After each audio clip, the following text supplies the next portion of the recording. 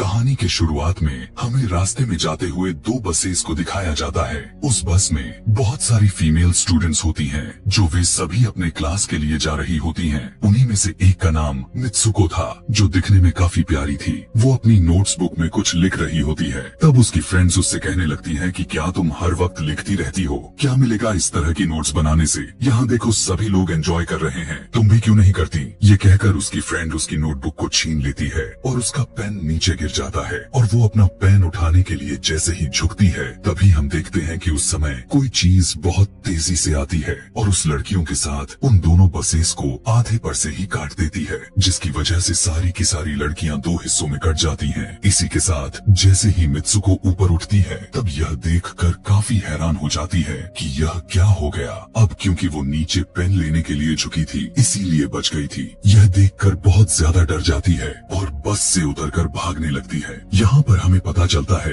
कि इन सभी को काटने वाली चीज कुछ और नहीं बल्कि हवा ही थी, जो सभी को काट रही थी। यह हवा अब मित्सुको के पीछे भी पड़ जाती है। यह देखते हुए मित्सुको चिल्लाते हुए काफी तेजी से भागने लगती है। भागते समय उसे आगे चार लड़कियां और भी दिखाई देती हैं और वो उन्हें झुकने के लिए कहती है, लेकिन काफी देर हो चुकी थी। वो हवा उन्हें भी आधे पर से काट कर चली जाती है। लेकिन उनमें से मित्सुको एक लड़की को बचा लिया था कि तभी इन्हें कुछ साइकिलिंग करते हुए लड़कियां नजर आती हैं, जो कहीं पर जा रही थी। उन्हें भी ये बचाने की कोशिश करती हैं, लेकिन वो हवा उनके साथ भी वही करता है जो अभी इनके दोस्तों के साथ हुआ। और इसी दौरान वो लड़की भी मारी जाती है, जिसे अभी उस अदृश्य चीज से बचाया था। अब वो यह देखकर काफी डर जाती है और वो इधर उधर भागने लगती है। आगे हम देखते हैं कि मित्सुको जब एक नदी के पास जाती है, तो वो यह देखकर हैरान हो जाती है कि उस नदी में भी पहले से बहुत सारी डेड बॉडीज पड़े हुए थे, जिसने हवा ने यानी उस अदृश्य चीज ने काट दिया था। वहाँ से वो एक डेड बॉडी के कपड़े लेकर चेंज कर लेती है।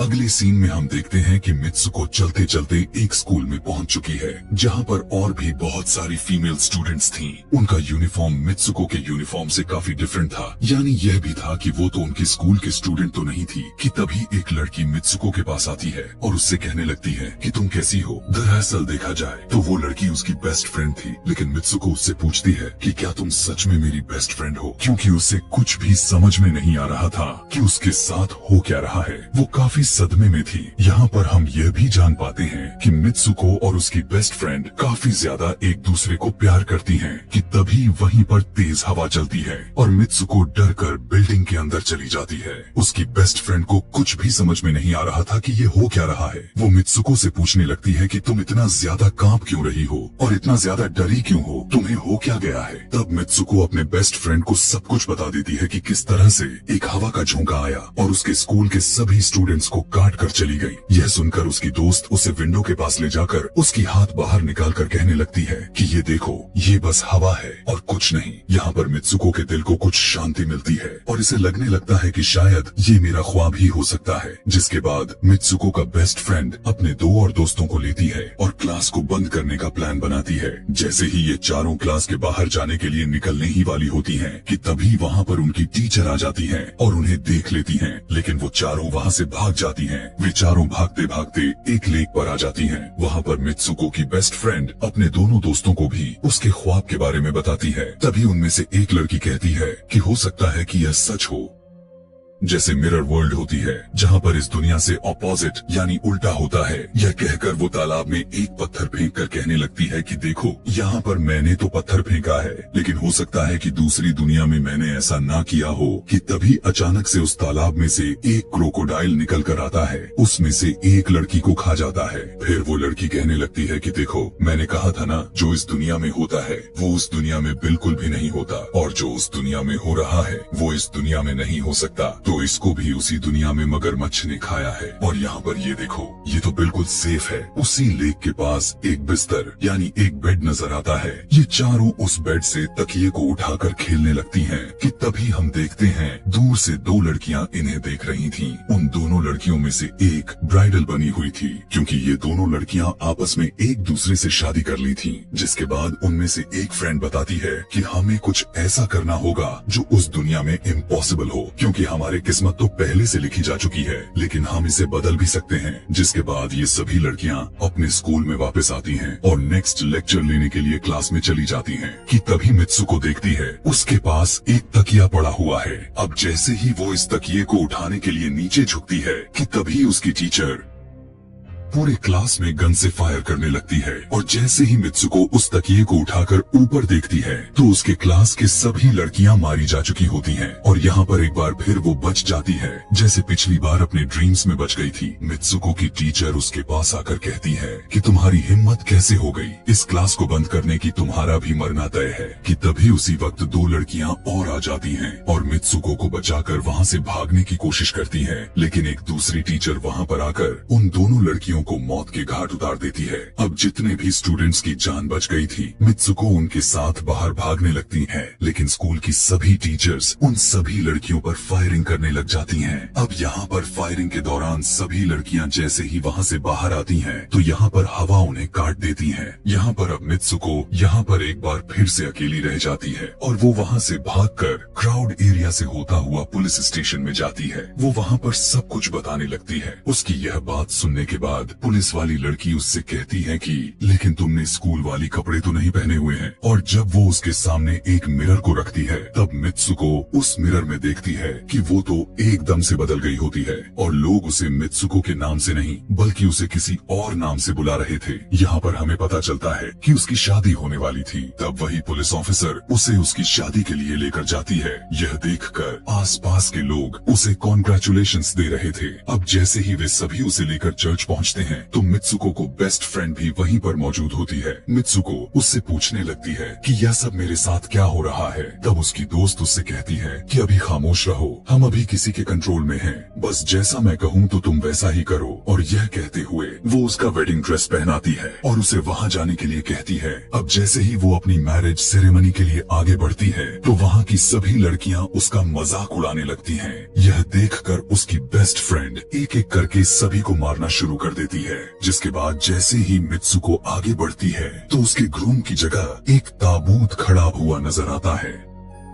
उस ताबूत को खोले जाने पर एक बड़ा पिग बाहर निकल कर आता है। मित्सुको उसे देखकर काफी ज्यादा डरने लगती है और एक टूटी हुई बोतल से उस पर अटैक कर देती है। जिसके बाद मित्सुको और उसकी बेस्ट फ्रेंड चर्च से भागते हुए बाहर आ जाती हैं। यहाँ गेट पर भी दो लड़कियाँ इन्हें रोकने की कोशिश करती हैं, लेकिन मित्सुको की बेस्ट फ्रेंड इन्हें मारकर वहाँ से भाग जाते हैं। उधर मित्सुको दूसरी तरफ भाग रही थी क्योंकि अब उसे लगने लगा था कि उसके साथ कुछ ज्यादा ही गलत हो रहा है। आगे जाने पर एक और मिरर में खुद को देखती है तो वो एक बार फिर से खुद को बदला हुआ पाती है। अब जिस जगह पर मित्सुको थी वहीं पर रेस हो रही थी कि तभी उसके पास कुछ लड़कियां आकर उससे कहने लगती हैं कि तुम तो बहुत अच्छी रेसर हो, खड़ी क्यों हो, भाग क्यों नहीं रही। और जब वो भागना स्टार्ट करती है तब वो खुद में काफी एनर्जी फील करने लगती है। जिसके बाद मित्सुको रेस जीतने की पूरी कोशिश करने लगती है। भागते समय उसे अपने डेड फ्रेंड्स भी नजर आती हैं जो कुछ वक्त पहले उसके स्कूल में मारी जा चुकी थी। कि तभी उसी वक्त उसकी बेस्ट फ्रेंड भी आ जाती है। तभी ये दोनों नोटिस करती हैं कि वही पिग और वो औरतें जिन्होंने इनको चर्च में रोक रही थी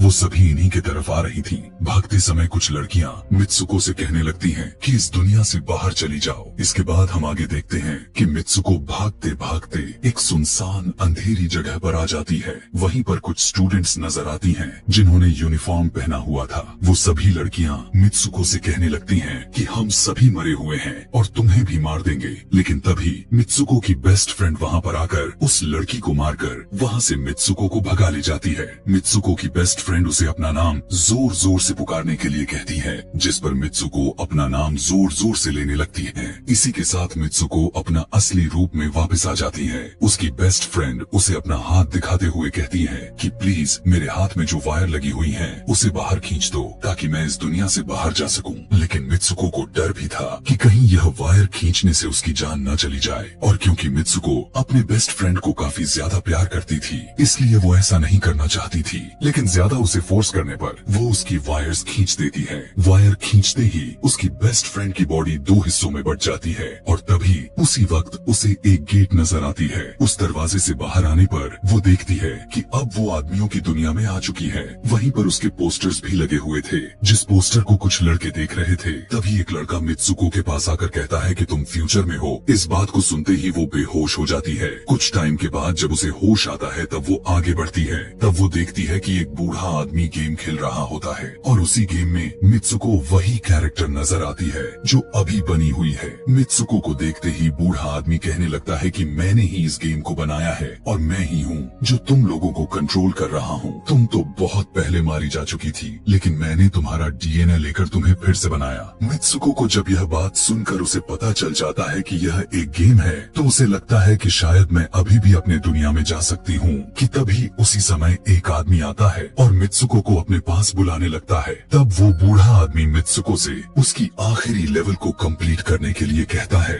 वो आगे बढ़ने लगती है कि तभी मित्सुको को अपने दोस्त की कही हुई बात याद आ जाती है कि अगर हम इस दुनिया में कुछ ऐसा करेंगे जो दूसरी दुनिया में इम्पॉसिबल हो तो तुम इस गेम से बाहर आ जाओगी। और इसी के साथ वो इस आदमी का गला दबा देती है और कहने लगती है बस करो हमारे साथ खेलना। यह कहकर मित्सुको उस बूढ़े आदमी की छड़ी को उठाकर अपने पेट में घुसा देती है, जिस वजह से उसकी मौत हो जाती है। और यहाँ पर हम देखते हैं कि बूढ़ा आदमी यह सोच भी नहीं सकता था कि मित्सुको ऐसा कुछ कर सकती थी और इसी के साथ उसकी डेस्टिनी पूरी तरह से चेंज हो जाती है। वो इस दुनिया में यानी गेम में तो मर चुकी थी, लेकिन असली दुनिया में वो अभी भी जिंदा थी। आगे हमें ये भी दिखाया जाता है कि मित्सुको के बाकी के कैरेक्टर्स भी किसी न किसी वजह से अपने आप को मार लेते हैं और अब वे सभी गेम का पार्ट नहीं थे। अगले सीन में हमें मित्सुको को बर्फीले जगह पर लेटा हुआ दिखाया जाता है और अब वो अपने रियल वर्ल्ड में आ चुकी थी। और इसी के साथ यह दिमाग घुमा देने वाली कहानी यहीं पर खत्म हो जाती है। आगे और भी ऐसे ही एक्सप्लेनेशन मूवीज देखने के लिए कमेंट में नेक्स्ट लिखना ना भूलें। Thanks for watching.